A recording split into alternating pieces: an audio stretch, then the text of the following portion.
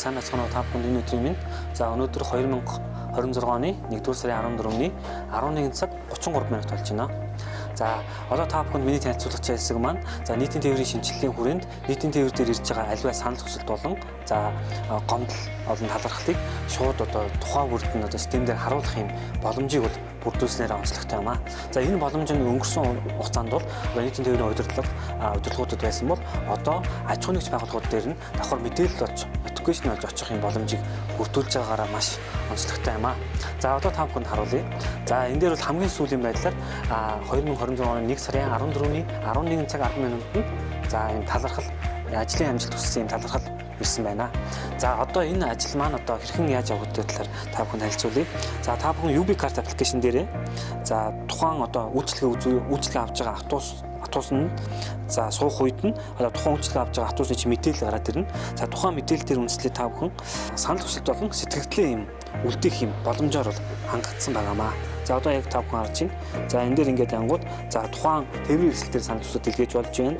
За эсвэл тухайн тээврийн эслийг одоо жолоодж байгаа жолооч төр санал хүсэлт илгээж болж байна. За би одоо яг энэ дээр яг одоогийн байдлаар сэтгэгдлээ үлдээе.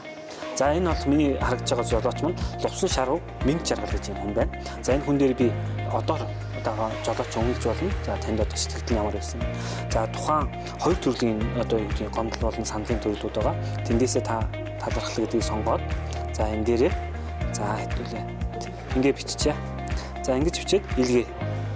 За ингээд илгээнгүүт таны санал сэтгэл илгээс нь баярлалаа гэсэн юм тэмдэг гарч ирнэ. Та ингээд баярлалаа гэдээ арах юм бол ингээд гараад ирнэ гэсэн. Аж ахуйн нэгж байгууллагын удирдлагад тухайн мэдээлэл манад бол хүн шууд хүрчих ёстой. 2026 оны 1 сарын 14-ний 11 цаг 36 минутанд за талархсан. За жолоочд за энэ хүн болохоор Транспорс компани Лувсан Шарвын Минг Жаргал гэж юм байна. За тэгээд энэ үнэлгээг харагч чинь би дөрөв 5 өдөр үнэлсэн 5 өдөр маань харагч чинь за энэ дээр ажлын амжилт хүсье гэсэн юм гарч ирнэ. За иргэд маань мөн одоо энэ дээрээ нэмээд зураг явуулах боломжтой.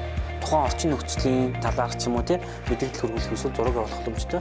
Тухайн зураг маань хэрэг зураг оруулсан бол энэ хэсэг дээр ингээд гараад ирнэ гэсэн. Тийм.